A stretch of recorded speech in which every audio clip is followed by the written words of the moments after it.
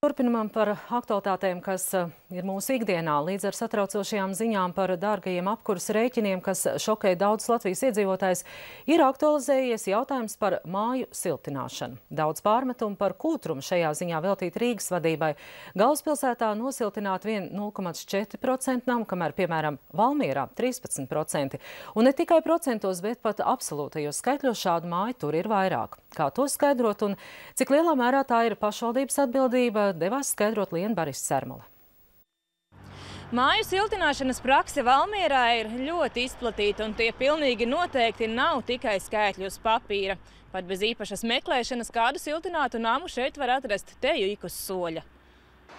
Stacijas ielā 19 mājas renovācija pabeigta pagājušajā vasarā. Daļu izmaksu sedza Eiropas fondi, daļu iedzīvotāji ņemot kredītu. Un jau pirmajā ziemā rezultāti ir jūtami. Man patīk.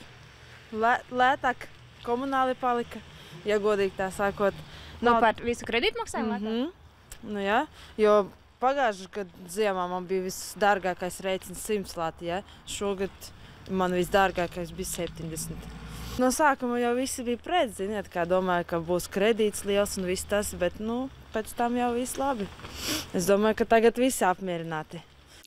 Renovācijas izdevīgumu šajā mājā pierāda arī oficiālie namu apsaimniekotāji sniegtie dati. Ieliekot tos grafikā, uzskatām redzams, ka pat ar visu kredītu šīs sezonas izmaksu stabiņš ir īsāks par pērnā gada. Valmieras namsaimnieka valdes priekšsēdētājs stāsta, tā ir visās siltinātajās mājās Valmierā. Salīdzinot vasaras rēķinus, protams, kredīta dēļ jāmaksā vairāk, taču gada izmaksās kopumā renovācija attaisnojas. Turklāt renovētajās mājās pēc vairākiem gadiem kredīts būs samaksāts un energoefektivitātes labumus varēs baudīt pilnībā, taču nerenovētajās mājās izmaksas tikai vēl vairāk pieaugs. 9. gadā zvanīja pirmais apsaimniekotājs, centās pārliecināt. Tagad ir otrādi. Apsaimniekotāju un pašvaldības sākotnējo lomu siltināšanas iekustināšanā uzsver arī Valmieras pašvaldības izpilddirektors. Protams, arī iedzīvotāju aktivitāte bijusi no svara.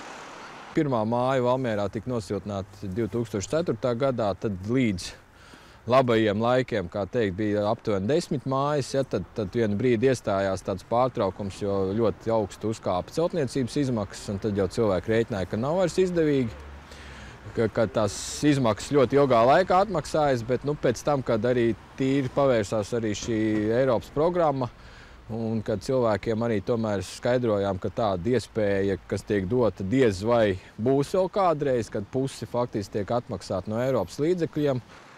Arī puse daudziem Latvijā gan neliekas pietiekams atspējas, taču ekonomikas ministrijā uzskata, ka atbalsts ir optimāls. Salīdzinām Igaunijā ir tātad 50% šādai programmai, Lietuvā ir 30%, un tad Latvijā var dabūt līdz pat 60%, ja mājā ir vairāk kā 10% masturīgie.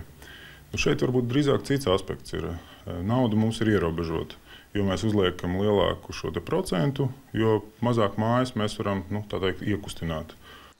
Ekonomikas ministrijā vērtējot atšķirīgos sniegumus dažādās vietās uzsver pašvaldību aktivitāti. Nereti gan cilvēkus atbaida ilgais sagatavošanās process un ziņas par atsevišķu māju siltināšanas slikto kvalitāti. Arī Latvijas televīzijā esam stāstījuši par mājām, kurās pelējums uzradies kā reiz pēc renovācijas. Ministrijā saka, būtiski ir būvnieka izvēle, bet Valmierā norāda, svarīgi arī renovāciju veikt pēc iespējas pilnībā. Iedzīvotāji, lai samazinātu kredīta izmaksas, dažkārt atsakās no atsevišķiem uzlabojumiem. Siltina sienas, ne jumtu vai nosiltina māju, bet neuzlabo ventilāciju. Taču, ja visu izdara pareizi, problēmām nevajagot būt. Liena Baris-Sermale, Ainis Kupčs, Latvijas televīzija.